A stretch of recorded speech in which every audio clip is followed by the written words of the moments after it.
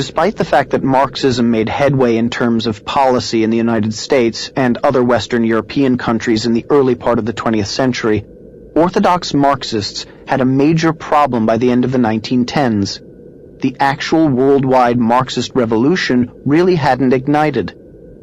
Not only hadn't it happened, workers had spent the better part of 5 years murdering each other en masse in World War I. Marx's dialectical prophecy had been proved false. But just because Marx's dialectic materialism had been proved false, and just because soon the new Soviet Union would be slaughtering its own citizens at record rates, didn't mean that the Marxist intellectuals were going to give up on worldwide revolution. That was where Antonio Gramsci and Georgy Lukács came in. Gramsci was an Italian socialist who saw tearing down society as the necessary precondition for the eventual victory of global Marxism. Marxism simply hadn't won because men were weak. And men were weak because they were the products of a capitalist society. Man is above all else mind, consciousness, Gramsci wrote in 1916. That is, he is a product of history, not of nature. There is no other way of explaining why socialism has not come into existence already. Lukács built on Gramsci, deciding that Marx's dialectic materialism wasn't really a prophetic tool for predicting the future. It was a tool for tearing down society itself. Simply destroying the status quo in the minds of the people would bring Marxism. Lukács's view was so influential that, for a time, he actually became Deputy Commissar of Culture in Hungary, where he proceeded to push a radical sex ed program encouraging free love and rejection of morality. In that role, he tried to live out his ideology of destruction. I saw the revolutionary destruction of society as the one and only solution. A worldwide overturning of values cannot take place without the annihilation of the old values and the creation of new ones by the revolutionaries. Fortunately, the people of Hungary weren't nuts, so they dumped him. That left Lukács unemployed, but not for long. Felix Weil was a young radical from Frankfurt, Germany, and a devotee of Marx. He, like Lukács, saw the problems of implementing socialism, namely that nobody really liked it very much.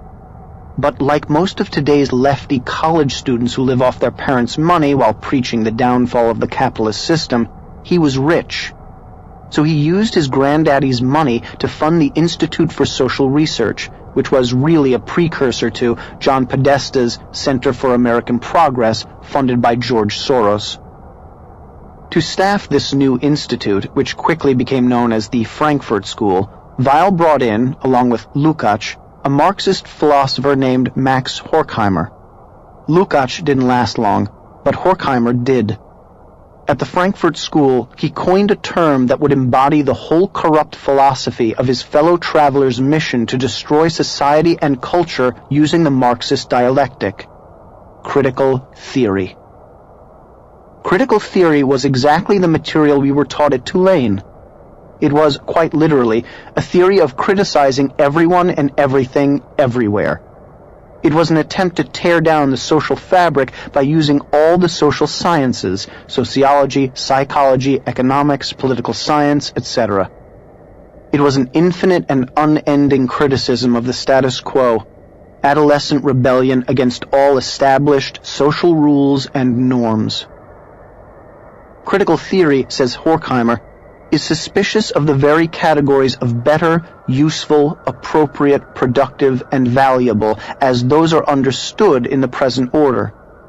So, if you liked ice cream better than cake, or thought a hammer might be more useful than a screwdriver in a particular situation, you were speaking on behalf of the status quo. The real idea behind all of this was to make society totally unworkable by making everything basically meaningless. Critical theory does not create. It only destroys, as Horkheimer himself openly stated. Above all, critical theory has no material accomplishments to show for itself. No wonder my thought upon graduating was that getting a job was selling out. When Horkheimer took over the Institute in 1930, he filled it up with fellow devotees of critical theory like Theodor Adorno, Erich Fromm, and Herbert Marcuse. Each agreed with the central idea of critical theory, namely that all of society had to be criticized ad nauseum, all social institutions leveled, all traditional concepts decimated. Marcuse later summed it up well. One can rightfully speak of a cultural revolution since the protest is directed toward the whole cultural establishment, including the morality of existing society. What we must undertake is a type of diffuse and dispersed disintegration of the system. All of these boring and bleating philosophers might have faded into oblivion as so many Marxist theorists have, but the rise of Adolf Hitler prevented that.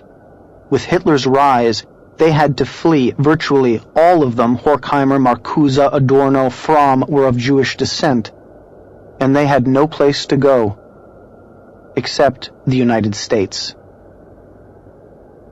The United States' tradition of freedom and liberty, its openness to outside ideas, and our highest value, freedom of speech, ended up making all America vulnerable to those who would exploit those ideals. We welcomed the Frankfurt School. We accepted them with open arms.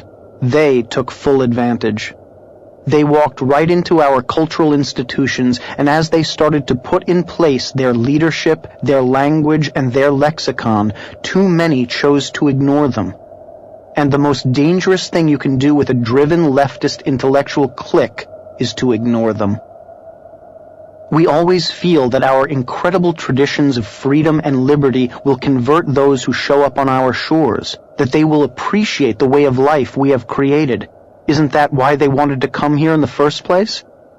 We can't imagine anyone coming here experiencing the true wonder that is living in this country and wanting to destroy that. But that's exactly what the Frankfurt School wanted to do. These were not happy people looking for a new lease on life. When they moved to California, they simply couldn't deal with the change of scenery. There was cognitive dissonance. Horkheimer and Adorno and depressive allies like Bertolt Brecht moved into a house in Santa Monica on 26th Street, coincidentally the epicenter of my childhood.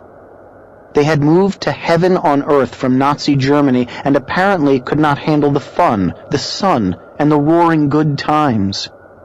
Ingratitude is not strong enough a word to describe these hideous malcontents. If only they had had IKEA furniture, this would have made for a fantastic season of the real world.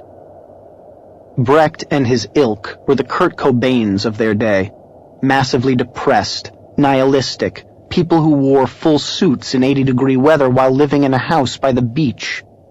As Adam Cohen wrote in the New York Times, these were dyspeptic critics of American culture. Several landed in Southern California, where they were disturbed by the consumer culture and the gospel of relentless cheeriness. Depressive by nature, they focused on the disappointments and venality that surrounded them and how unnecessary it all was. It could be paradise, Theodor Adorno complained, but it was only California. Adorno was wrong. It was paradise. To the rest of the world, America's vision was a vision of paradise, and these Marxists were here to try and destroy the best lifestyle man had ever created. If I could go back in a time machine, I would go back to kick these malcontents in their shins.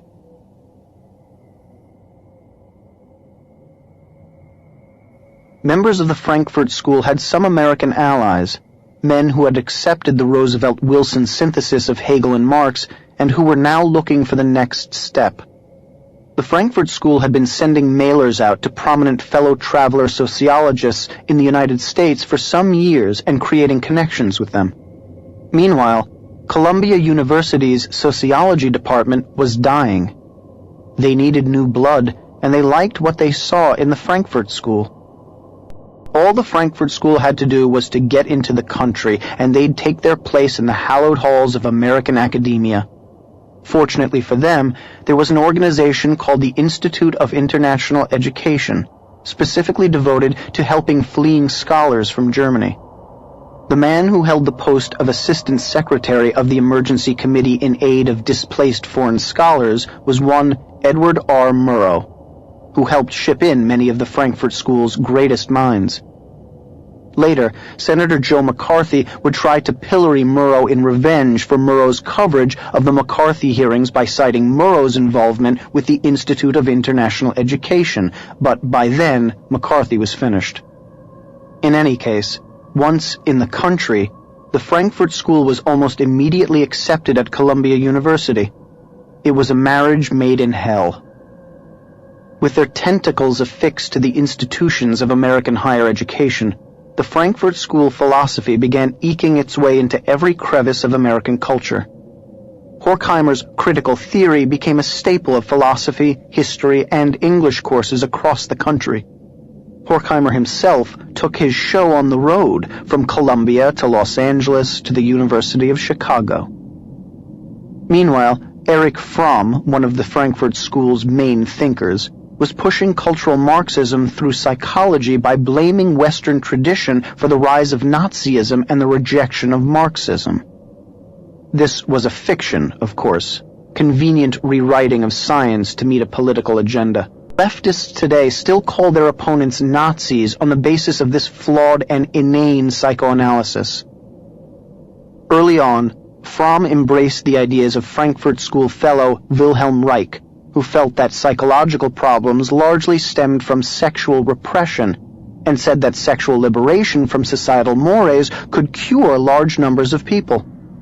Reich, whose psychoanalysis included disrobing his patients and then touching them, helped place the foundations of modern feminism, arguing that the repression of the sexual needs creates a general weakening of intellect and emotional functioning.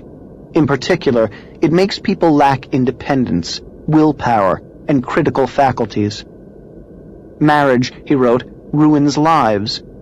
Marital misery, to the extent to which it does not exhaust itself in the marital conflicts, is poured out over the children.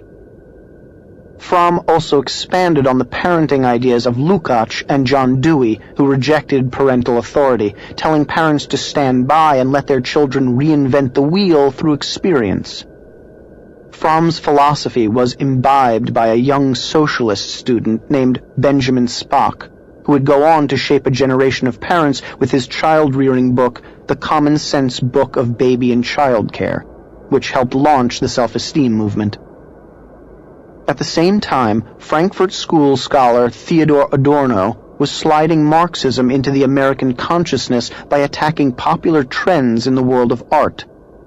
First teaching at Columbia and then later at Princeton, he argued that television and movies were problematic because they appealed to the masses, but television and the movies weren't catering to the public tastes. They were shaping them, Adorno argued. Popular art and culture had destroyed true art, which is always used for revolutionary purposes, he said. All popular art, therefore, had to be criticized as a symptom of the capitalist system. All art had to be torn down. Performance art and modern art found their philosophical foundation in Adorno. The long line stretching from Piss Christ to Karen Finley smearing herself with feces to Susan Sarandon celebrating being hit with transsexual projectile vomit all had its roots with Adorno. This nihilistic influence in art, reinforcing the destruction of cultural norms, means that many grown adults have never experienced an epoch in which the transcendent and the innately beautiful have been celebrated as the artistic ideal. And it all started because a rat pack of Nazi-fleeing depressives couldn't appreciate leaving the world's most oppressive place for the world's most spectacularly free and beautiful place. Santa Monica. Google it.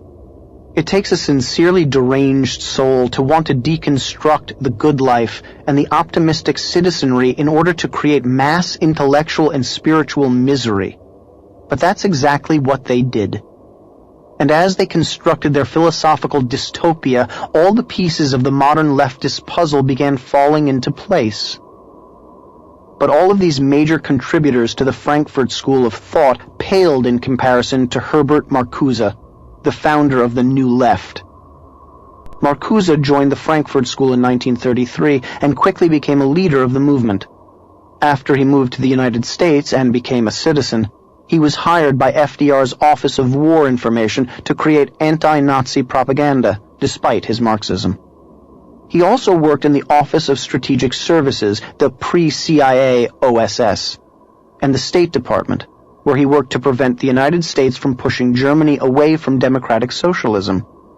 He taught at Columbia, then Harvard, then Brandeis, and then, finally, at the University of California in San Diego. He really hit his stride in 1955, however, with the publication of Eros and Civilization. The book essentially made Wilhelm Reich's case that sexual liberation was the best counter to the psychological ills of society. Marcuse preferred a society of polymorphous perversity, which is just what it sounds like, people having sex every which way with whatever. It wasn't so much the freshness of Marcuse's message that made the difference, it wasn't a fresh message, as his timing. The kids brought up with Fromm and Freud and Spock were coming of age. The misplaced guilt of the greatest generation brought forth a new generation free to embrace Marcuse. While similar philosophies of sex had failed in the 1920s, 1930s, and 1940s, by the 1950s, the men and women who had suffered through the Great Depression and fought in World War II were determined to raise privileged kids who would never have to actually fight for their country or work for their food. The result was a group of kids ready and able to participate in the sexual revolution promised by the Frankfurt School. Marcuse excused sexual promiscuity as the fulfillment of the need for the people to rise up against Western civilization and to free themselves of the sexual repression it created. Not a hard sell for teenagers. It was no wonder that in a very real sense, his followers believed they were doing something special when they made love, not war, a slogan attributed to Marcuse himself. They were using their sexual energy to bind the world together rather than destroy it, as sexual repression would do. While Marcuse may not have been the most important intellectual force behind the Frankfurt School, he was its most devious and effective marketer. The advertising adage, "sex sells," was applied to selling a generation on the idea that their parents' values and ideals were repressive and evil. Where, geographically, did Marcuse come to this nihilistic understanding? The picturesque cliffs of La Jolla overlooking the Pacific Ocean. Marcuse carried his critical theory in another destructive direction as well. While repeating the Marxist trope that the workers of the world would eventually unite, he saw the Third World's anti-colonial movements as evidence that Marx was right. He recognized that in the United States there would be no such uprising by the working class. He therefore needed a different set of interest groups to tear down capitalism using his critical theory. And he found those groups in the racial, ethnic, and sexual groups that hated the old order. These victimized interest groups rightly opposed all the beauties of Western civilization with all the defiance and the hatred and the joy of rebellious victims, defining their own humanity against the definitions of the masters. Marcuse's mission was to dismantle American society by using diversity and multiculturalism as crowbars with which to pry the structure apart, piece by piece. He wanted to set blacks in opposition to whites, set all victim groups in opposition to the society at large. Marcuse's theory of victim groups as the new proletariat, combined with Horkheimer's critical theory, found an outlet in academia, where it became the basis for the post-structural movement, gender studies, LGBT/queer studies, African American studies, Chicano studies, etc.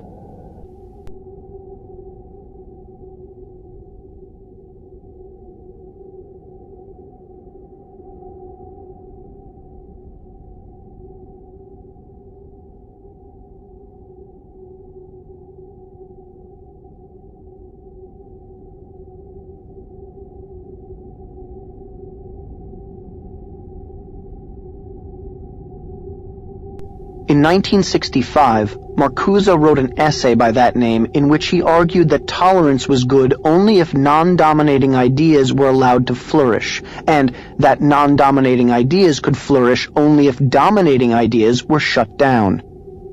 The realization of the objective of tolerance, he wrote, would call for intolerance toward prevailing policies, attitudes, opinions, and the extension of tolerance to policies, attitudes, and opinions which are outlawed or suppressed. America was experiencing a repressive tolerance under which dissenting viewpoints were stifled. What it needed was partisan tolerance. In other words, if you disagreed with Marcuse, you should be forcefully shut up, according to Marcuse. This made political debate very convenient for him and his allies. This totalitarianism is now standard practice on college campuses, in the media, and in Hollywood, the very places that the Frankfurt School sought to control. The First Amendment, the same instrument that allowed the Frankfurt School to land on our shores and express their pernicious ideas in freedom, was now curtailed by those who had benefited from it. Marcuse called for a tyranny of the minority, since the tyranny of the majority could not be overcome without a total shutdown. There's another name for Marcuse's partisan tolerance: political correctness.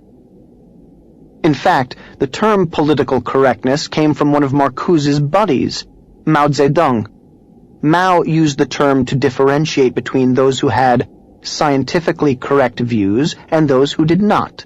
Those who did were termed politically correct. In 1963, just 2 years before Marcuse's repressive tolerance, Mao came out with an essay entitled, "Where Do Correct Ideas Come From?" In that essay, he argued that the Marxist society determines correct ideas, and all incorrect ideas must be put out of their misery. Mao thought it, Marcuse thought it, and his ideological heirs thought it and still think it. Hello, neighbor. And so Marxism came stealthily to our shores, squatted here, planted its roots, and grew like a weed, all before we even noticed it. It happened at the university level and at the governmental level and at the media level.